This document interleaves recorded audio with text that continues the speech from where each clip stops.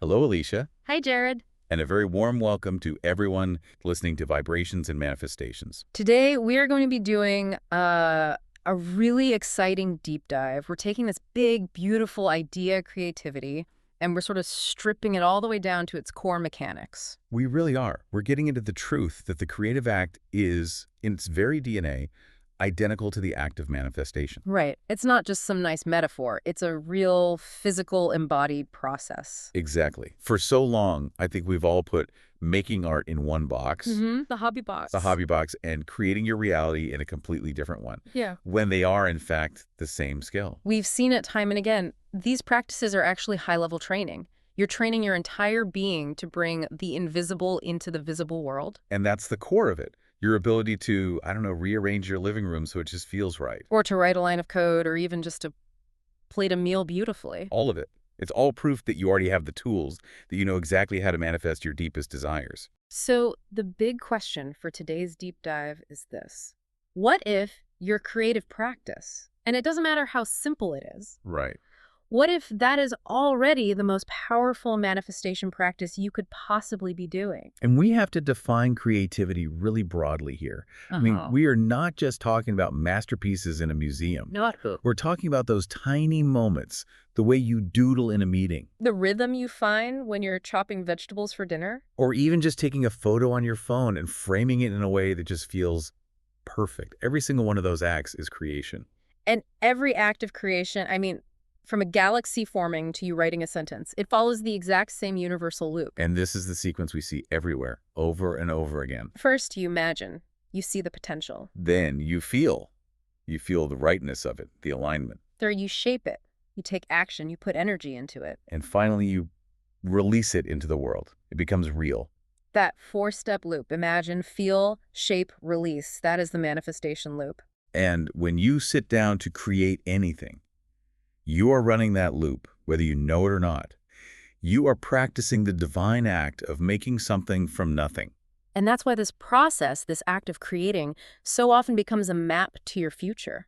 Let's start right there with that map-making function. Because it's genuinely fascinating how often creativity acts like a kind of prophecy. It really does. The art you make today so often predicts the reality you live tomorrow. It's like a form of intuitive channeling. Yeah. You're using your body as a direct communication line. I had this experience once that it completely changed how I saw my own creativity. Oh, yeah? It wasn't about some big planned project. It was just, I was feeling so restless. You know that feeling? I do. That internal itch where you know something needs to shift, but you can't put your finger on what it is. Exactly. It's just this raw potential energy with no direction. That energy, we talk about this a lot, that's often your nervous system getting ready for a new frequency. Yeah. The subconscious has information it needs to process. It really does. So I grabbed my sketchbook, and I wasn't trying to make art with a capital A.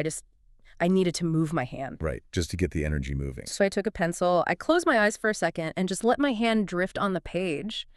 And what was so strange was that it wasn't just random scribbles. What was it? Almost immediately, the lines started forming these loose shapes of doorways, archways, thresholds. Wow. I mean, the symbolism there is so incredibly specific.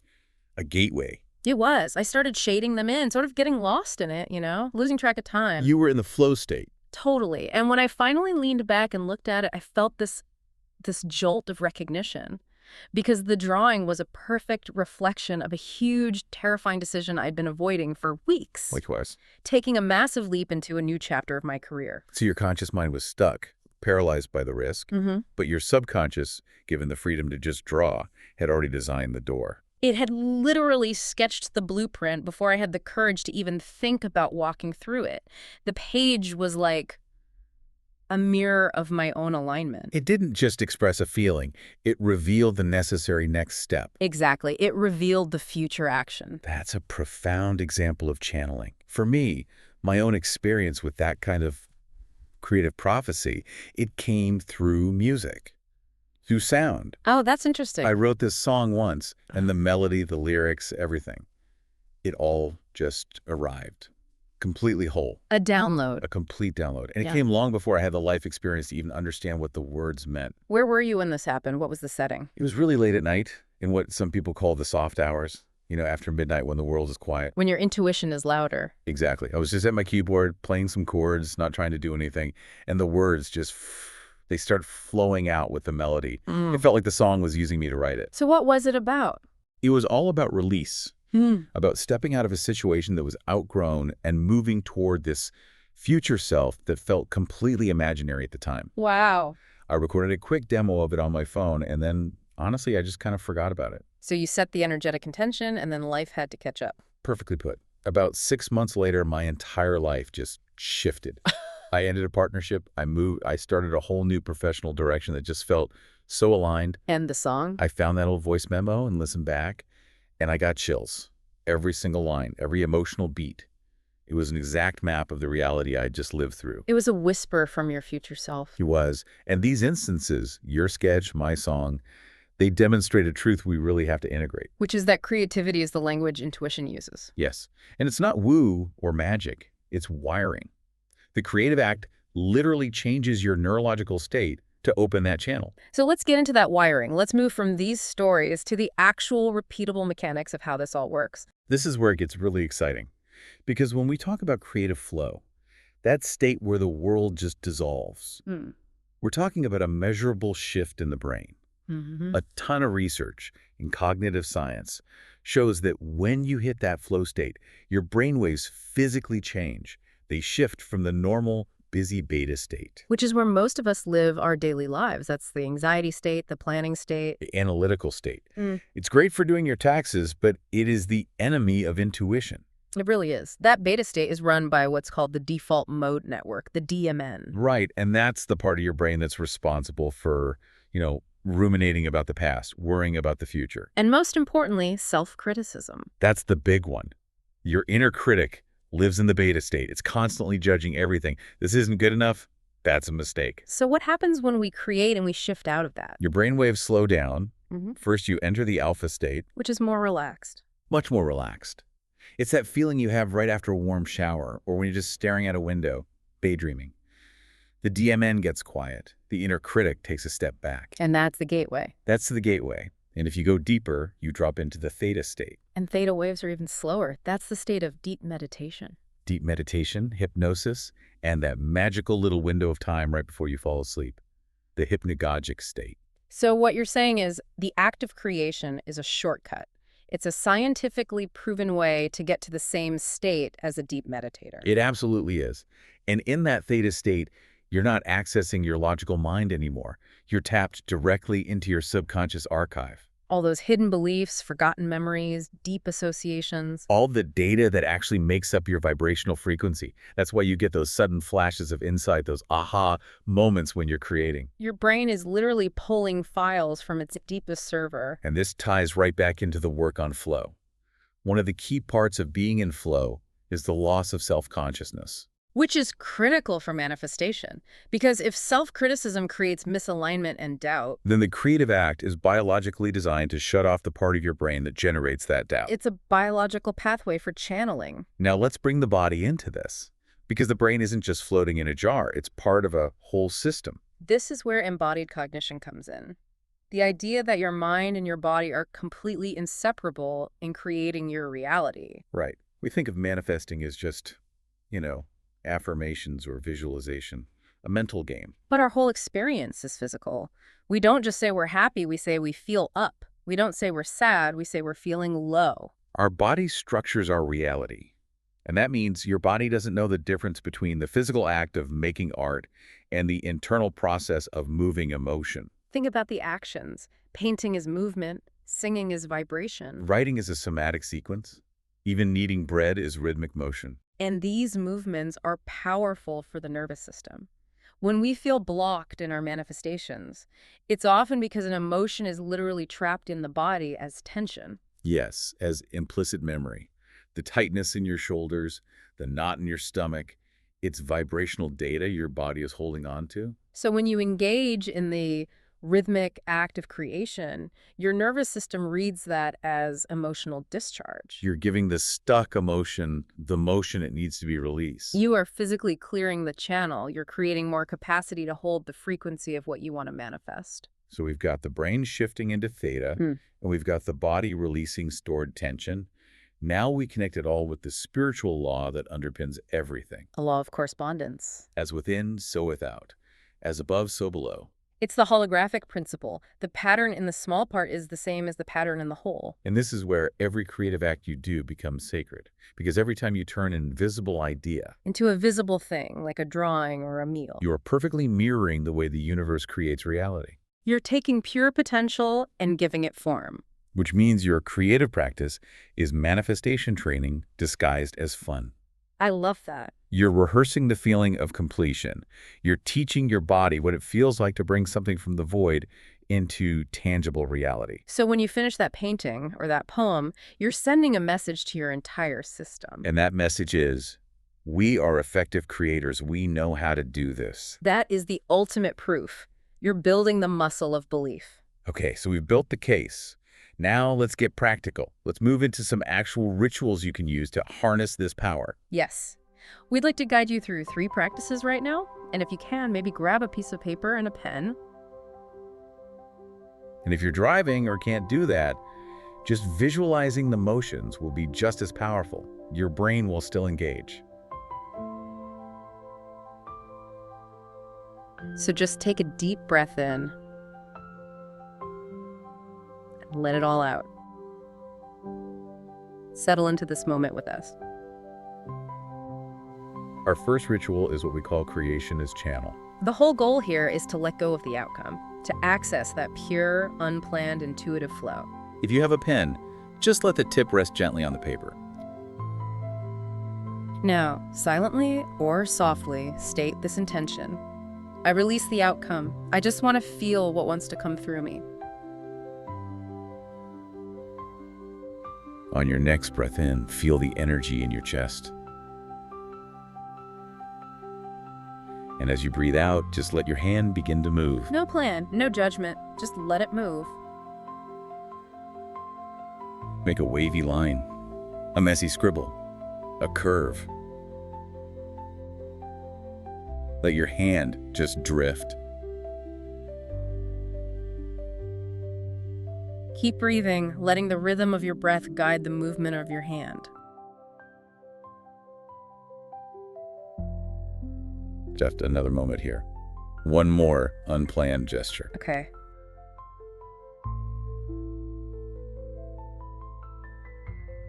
Now, gently pause. Look at what appeared on the page.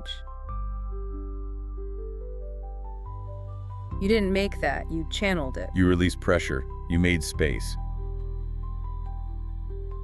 That is pure insight on the page. Now for our second ritual. This is the symbolic art ritual. This time, we're going to focus that energy. I want you to bring to mind a specific desire you are manifesting. It could be a feeling, like abundance or freedom. And the goal now is to translate that desire into an energetic code your body can recognize. So start making marks or using colors that feel like that desire. If it's abundance, maybe it's big, expansive circles. If it's freedom, maybe it's wide, sweeping lines that go off the page.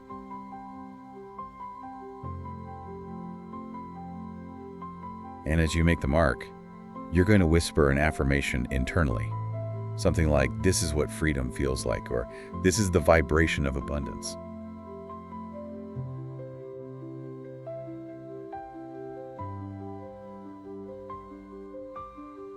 We're programming the body, not just the mind.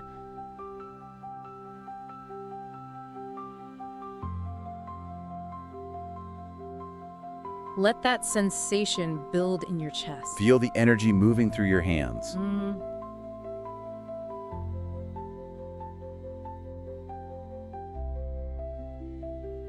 Now you can gently stop.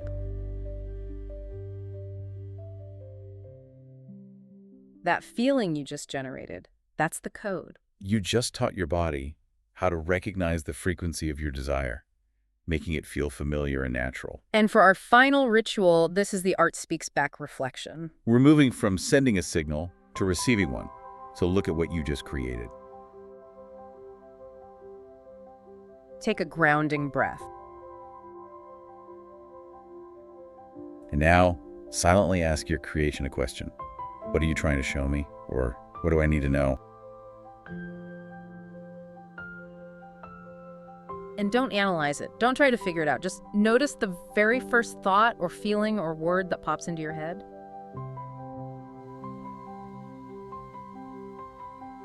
Maybe a shape looks like a path, or a color reminds you of a place. Whatever it is, just receive it. Acknowledge it. Thank you. I received this message.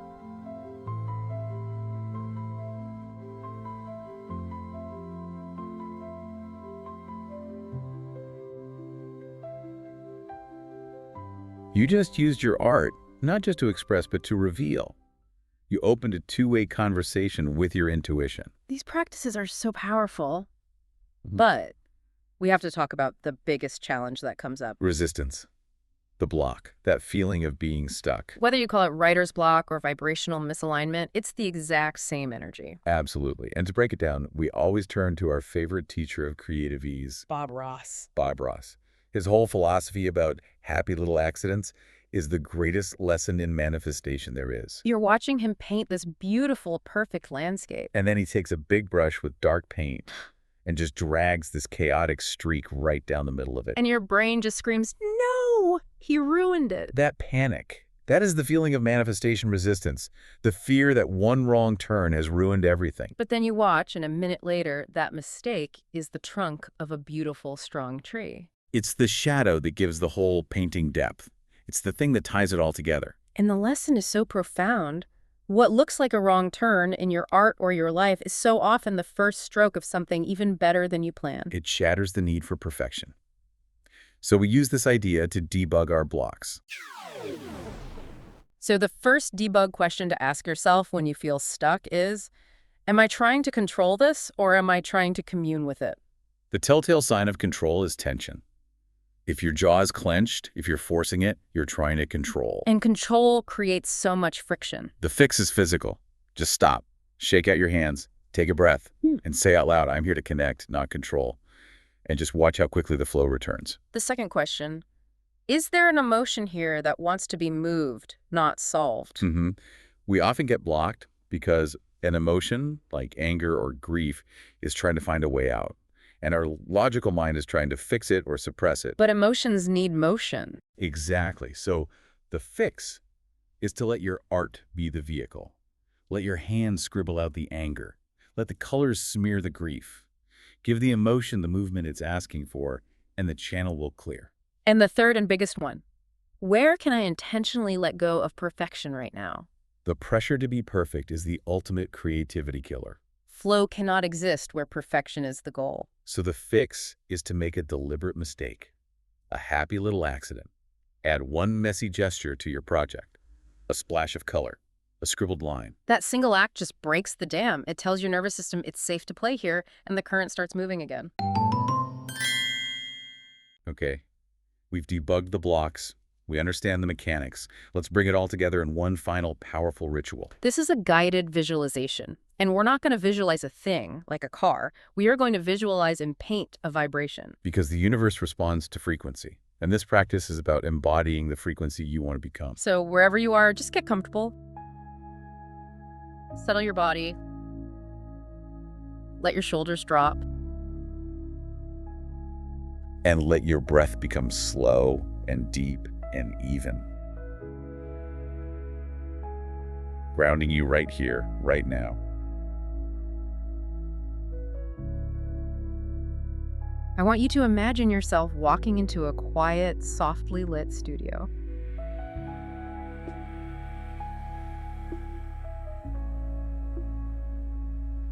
This is your sacred creative space.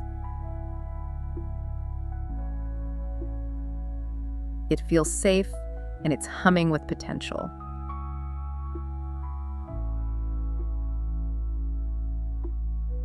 In the center of the room is a large blank canvas.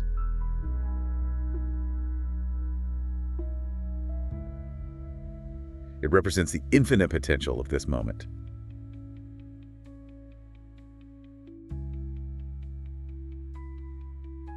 Now take a long, slow breath in. And as you do, imagine a color rising from the center of your chest, from your heart space. Don't try to pick a color. Just feel a warm, glowing presence. This is the essence of your highest frequency. And as you exhale, feel that color, that vibration flow down your arms, into your hands, and into the paintbrush you're holding. Step up to the canvas. And now you're not going to paint a picture, you're going to paint vibrations. Every brushstroke is a feeling, every color is a desire, every motion is a release.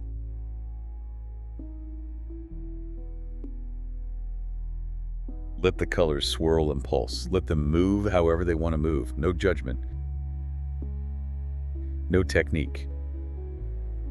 Paint the feeling of deep joy, paint the feeling of profound peace, paint the certainty of your desire already being here.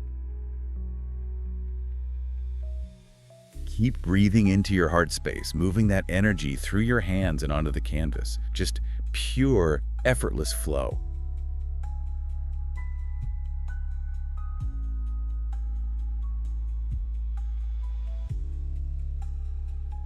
And when it feels complete, not perfect, but true, I want you to step back.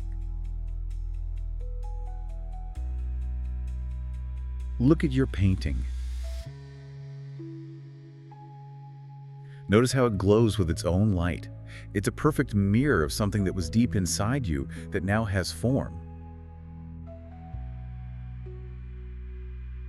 This is not a painting of technique. It is a painting of frequency. You have just created a physical blueprint for your highest vibration. Just hold that image for another moment. Let the feeling of it sink into your body. Let it become familiar.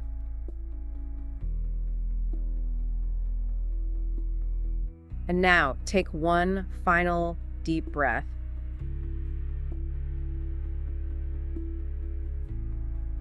And when you're ready, you can gently open your eyes, bring that feeling, that frequency back into the room with you.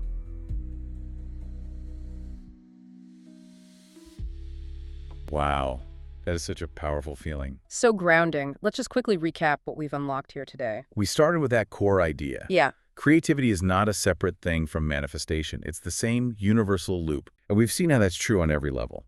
Neurologically, with the shift into those alpha theta brainwaves that open us up to our subconscious wisdom. Somatically, by understanding that the physical act of creation is a way to move stuck emotional energy and clear our channels to receive. And we walked through the rituals, the practical tools to channel, to code our desires, and to listen to what our own creations are trying to tell us. And we learned how to debug our own resistance, to move from control to communion, from perfection to allowance. We saw how our creative acts can be prophetic, sending us messages from our intuition before our conscious mind gets the memo. And we grounded it all in science, the shift to alpha theta brainwaves that quiets the inner critic. And the somatic release that happens when you use physical motion to clear stuck emotional energy from the body.